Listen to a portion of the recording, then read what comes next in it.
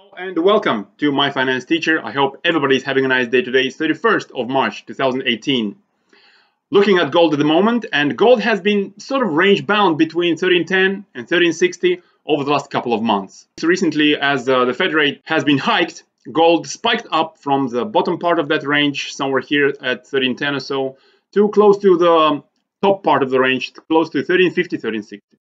But just as we mentioned in our previous videos, this rally was not going to be short-lived, and at the moment gold price is much lower at about 1322, as you see on the chart.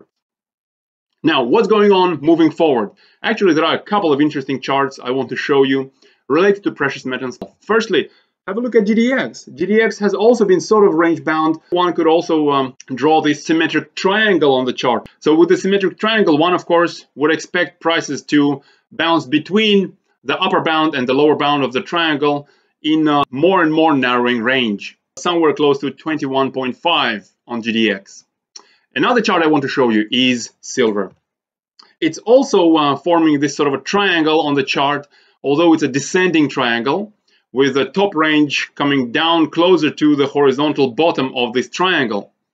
Again, with a triangle, one would expect price to sort of tighten and be close to a range of around $16.3, $16.2 for an ounce of silver. The interesting thing with triangles is that while the price is within those triangles, price range tightens and volatility reduces. However, there is a moment when the price breaks out of those triangles with a spike in volatility and a very strong move on the charts. So when are we going to expect this strong move, and more interestingly, in which direction, both on silver and GDX? Looking at gold again, it's going to help us make a forecast about this strong move in GDX and silver. Generally, gold follows intermediate cycles that last for about half a year. The current one started in mid-December last year, and we are now in the time band for a declining phase of this cycle. We might continue generally a downward trend in gold for several weeks, for a couple of months or so. So with that in mind, I expect that both GDX and silver are going to break down from the triangle. That is sort of a bearish news, that is sort of a bad news, but the good news about that is it's going to create a nice buying opportunity. Over the last couple of years, these intermediate cycle lows in gold have created very nice buying opportunities, and of course the same thing has been happening to many other precious metals related assets such as GDX, SLV, silver itself. So we're looking at gold. This is a weekly chart going back for a couple of years, and within these couple of years we've already had 1, 2, 3, 4, 5 of these rallies. As you see, on average these rallies gave us gains of around 9% or so. And what are you going to say here? Of course you're going to say, come on, who is going to be able to pick the very bottom to buy and the very top to sell your positions? Well, actually, these calculations have been made not taking into account the very bottoms and the very tops of the rallies. I took a conservative range with a conservative trade, say in this rally.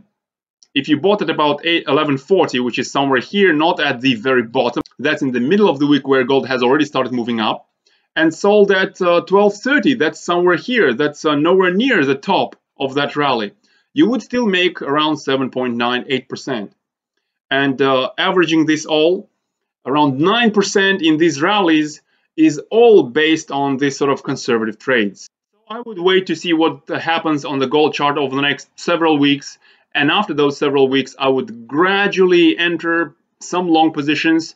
I'm looking at GDX, GXJ, and SLV. SLV is very interesting because of the gold-silver price ratio at historic highs at the moment, which means silver has relatively better potential in a rally compared to gold. Remember, this is not investment advice, this is my opinion, so I recommend you guys do your own research. And lastly, of course, hit the like button under the video, subscribe to my YouTube channel and Steemit account, where I sort of post a little bit more often than on YouTube. Thanks for your attention and bye-bye.